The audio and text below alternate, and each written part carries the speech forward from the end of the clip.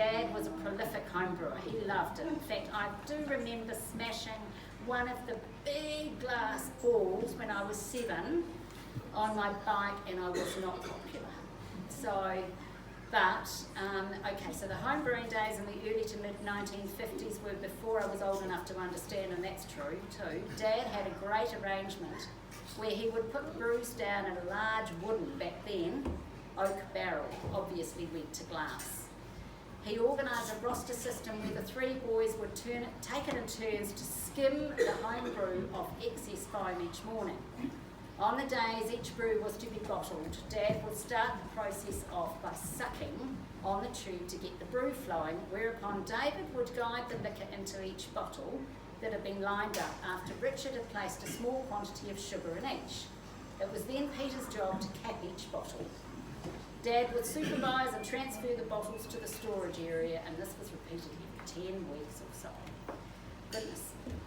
Following on from the Leatham days, David was building manager and caretaker for 4 body corporates, a total of 228 apartments, primarily leased as student accommodation, near Massey University in Wellington for 6 to 7 years. He, with his staff, looked after the caretaking, cleaning and minor maintenance in the common areas, and when necessary within individual apartments with loads of enthusiasm. He was really good. He had a great relationship with his tenants, owners, maintenance contractors, and only retired because of his ailing health. Back in 1995, after one of his many extensive trips, David, Jenny, Peter, Judy, myself and my previous husband David embarked on a barge trip on the Canal du Midi, southern France. Quickly advanced to ranks of captain, as only David could. We all loved it so much we undertook another trip in 1997, and that time around the Champagne region in France. He spoke about these trips right up until his death, wanting very much to recreate them.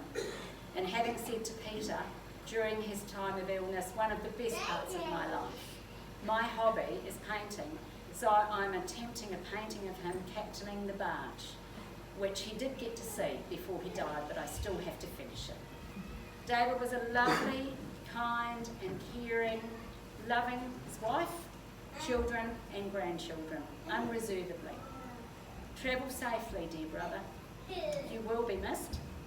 Love, Peter, Judy, Richard, Margaret, Mary, Bobby and all your nieces and nephews, great nieces and nephews.